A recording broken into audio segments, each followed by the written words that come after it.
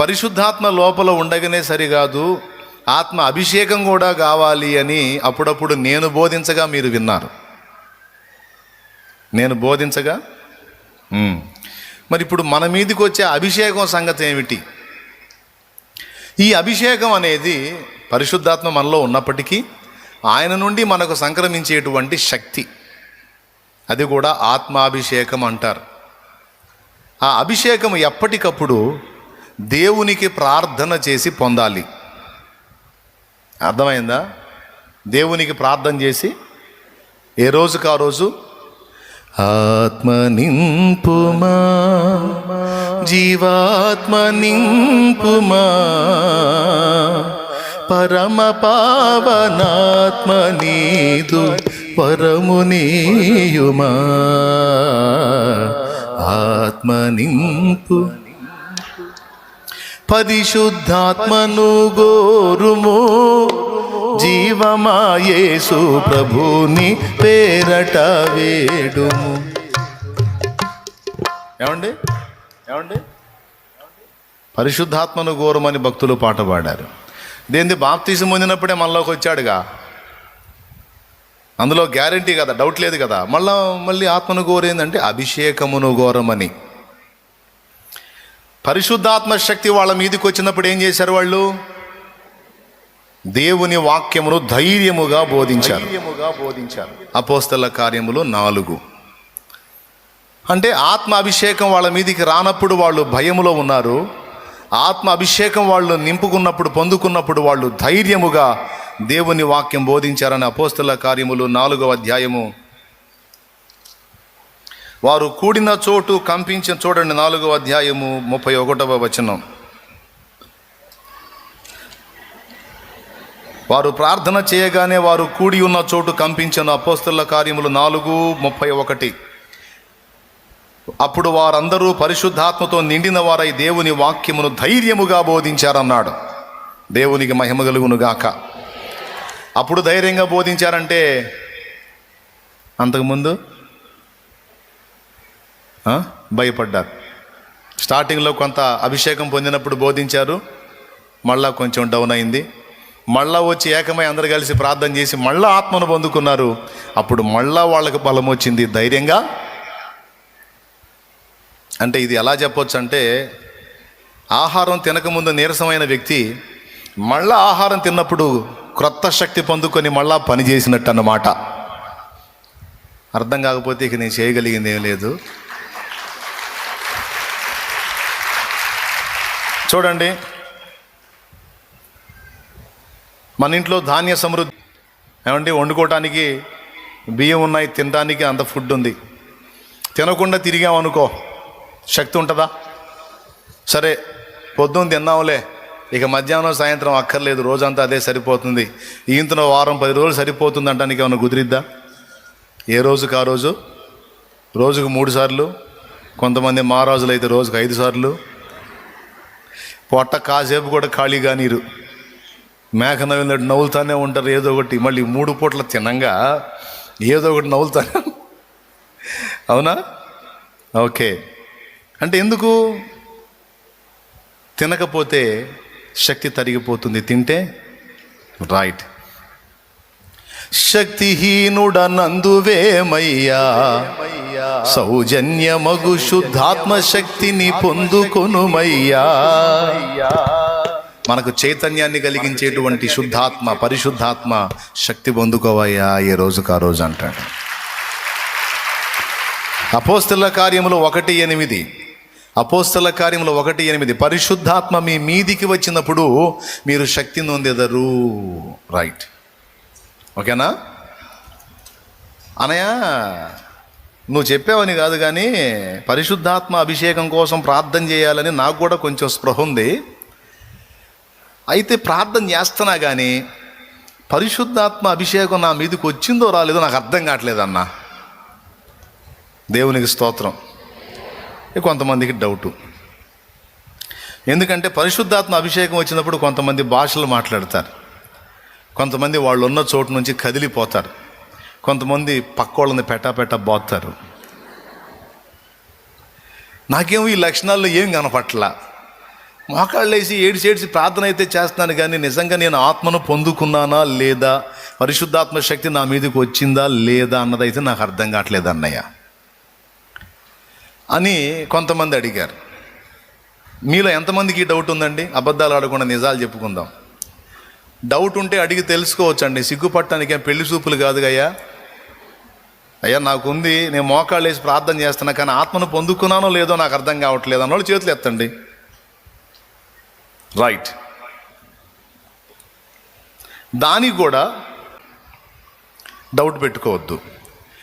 నువ్వు ఎప్పుడైనా దేవుని పాదాల దగ్గరికి వెళ్ళి దేవునికి ప్రార్థన చేసి, దేవా నీ పరిశుద్ధాత్మ శక్తిని నాకు ప్రసాదించమని నువ్వు యథార్థంగా దేవుణ్ణి అడిగినట్లయితే తప్పకుండా తండ్రి నీకు అనుగ్రహించాడు. అది గ్యారంటీ. లూకాసు వార్త 11:13 ఒక్కసారి తీయండి. లూకాసు వార్త 11వ అధ్యాయము 13వ వచనం ఒక్కసారి చూడండి. పరలోకమందున్న మీ తండ్రి తన్ను అడుగు వారికి పరిశుద్ధాత్మను ఎంతో నిశ్చయముగా అనుగ్రహించును. అదే కదా ఇప్పుడు నేను చెబుతా, నిశ్చయత అనేది ఉండాలంటున్నాను.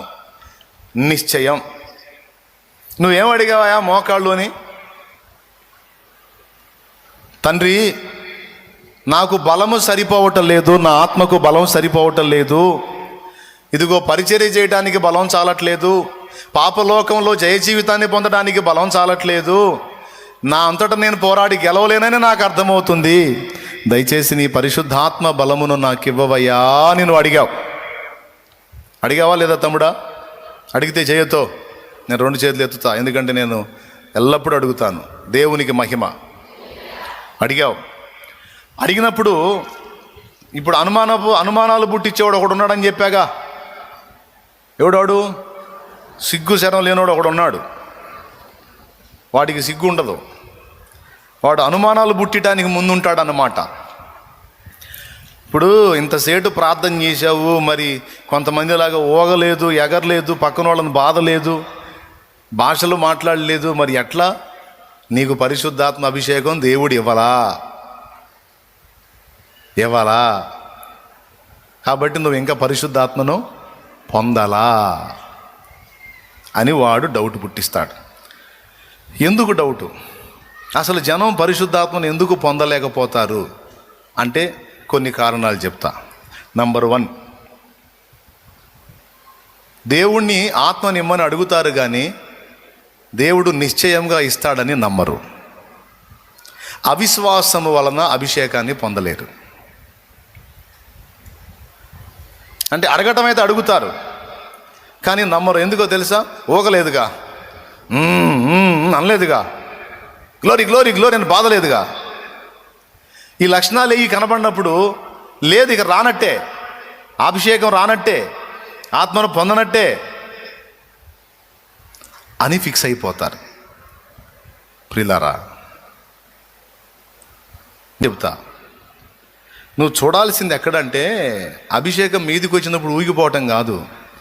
ఎప్పుడైతే ఈ ప్రార్థన నువ్వు చేసి దేవుని పాదాల చెంత గోజాడి నీ పరిశుద్ధాత్మ అభిషేకం నాకు ఇవ్వని మొత్తుకొని ప్రార్థన చేసి యువతలకు వస్తావో, నీకు తెలియకుండానే నీలో కొన్ని కార్యాలు కనపడుతుంటాయి. ఏంటంటే ఏ విషయాలలో బలహీనంగా అని నీవు ఉంటావో ఆ విషయాలు ఇక బలంగా నిలబడటం మొదలు పెడతావు.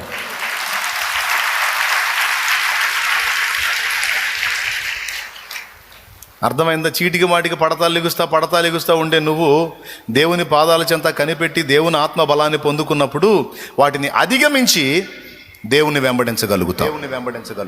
ఇప్పుడు నీకేది కావాలా? ఒకసారి ఒక సోదరు నా దగ్గరికి వచ్చి, నా చైన్ పోయింది ప్రార్థన చేయయ్యా అంది. అన్ను ఎవరు తీశారో కనుక్కోయ్యా అంది. ఇప్పుడు నేను అన్నాను, నీకు తీసినోళ్ళు కావాలా చైన్ కావాలా అని అడిగా. తీసినోళ్ళు ఎవరో తెలుసుకుందావాలంటే నేనేమో సోదరుని కాదు అన్నా. దేవునికి స్తోత్రం. ఎవరిని కాదు? బుర్ర తీసుకొని అది పలుకు ఇది పలుకు మూలమ్మ ముసలమ్మ పలుకు అంటానికి నేనేమన్నా సోదరుడిని అయింది. ఎవడు తీశాడో, ఎందుకు తీశాడో, ఏ గడియలో తీశాడో, ఏ మూలోడు తీశాడు ఏ మూలోడు తీశాడు నీ చేతిని, రాజు అంటే గడ్డం రాణి అంటే కమ్మ అని చెప్పడం నేనే సోదరుడినే. ఏమమ్మా నీకేం కావాలా? పోయిన వస్తువు దొరకాలి అంతవరకు దేవుణ్ణి అడుగుతా. నా తండ్రి చిత్తం అయితే నా తండ్రి నీకు కృపనిస్తాడు, దొరికేటట్టు చేస్తాడు. అంతేగాని ఎవరు తీశారు కాదు, మా ఇంటి పక్కన ఒక ఆమె ఉందిలే, ఆమె మీద నాకు అనుమానం లే అంటే ఆమె తీసిందంటే పోయి జుట్లు పట్టుకుంటారు. ఇక దేవునికి స్తోత్రం కలుగును గాక. హల్లెలూయా చెప్పండి. ఇవన్నీ నేనే ఆడ చెప్పేదండి. నీ ఇప్పుడు తీసిన వాళ్ళు కావాలా లేకపోతే చేయింది కావాలా? అయ్యా నా చేయం దొరికితే చాలే అటుపు ప్రార్థన చేస్తా. ఎవరు తీస్తే నీకెందుకు? తీసిన వాళ్ళకి పిచ్చి లేపుతాడు, వాళ్ళే తెచ్చి ఆ వస్తువు వాడేస్తారు, నీకెందుకు? ఒక్కటి చెయ్యి. ఈ 2-3 రోజులు నేను ప్రార్థన చేస్తే ఈ 2-3 రోజులు ఆ ఇంటి మెల్లాలో వెతుకు, మీ ఇంటి మెల్లాలో వెతుకు. ఆ తీసిన వ్యక్తికి దేవుడు గుండెల్లో భయం పుట్టిస్తే తీసుకొచ్చి నీ చేతికైతే ఈరుగా, నీ చేతికైతే ఈరు ఆ మెల్లలో నీకు కనపడేటట్టు పడేస్తారు. నీకెందుకు? నువ్వు ఆ పని చెయ్యి. అట్లా చాలామంది వస్తువులు దొరికినాయి. దేవునికి మహిమ కలుగును గాక. చాలామందికి దేవుడు కార్యం చేశాడు. అట్లాగా నీకేం కావాలి? శక్తి కావాలి. ఊగిపోవాల్సిన అవసరం లేదు. శక్తివంతంగా నువ్వు భక్తి సాధన చేస్తే చాలు, అంతే కదా? రైట్. నువ్వు తండ్రిని అడిగినప్పుడు ఎంతో నిశ్చయముగా అది నీకు అనుగ్రహిస్తాడని యేసయ్య చెప్పాడు. యేసయ్య అబద్ధం ఆడతాడా? మరి నువ్వు ప్రార్థన చేసినప్పుడు ఇచ్చాడా ఇలేదా? మరి నీకు డౌట్ ఎందుకు? ఈ డౌట్ ఎవరి వల్ల కలిగిద్ది? ఇంతసేపు పరిశుద్ధాత్మ అభిషేకం నింపు నింపు నింపు అని మొత్తుకున్నావు, కనీసం ఇట్టన్నా అన్నావా? కనీసం అట్ట నన్న కదిలిచ్చాడా నిన్ను? అసలుకి ఏది శక్తి వస్తే కదిలిపోవు. కాబట్టి లేదు అంటే ఎప్పుడైతే నిజంగా లేదు అని నమ్మావో ఇచ్చింది కూడా పోయిద్ది. అవిశ్వాసము చేత శక్తి కోల్పోతావు. నేను అడిగాను, తండ్రి నాకు అనుగ్రహించాడు, అంతే.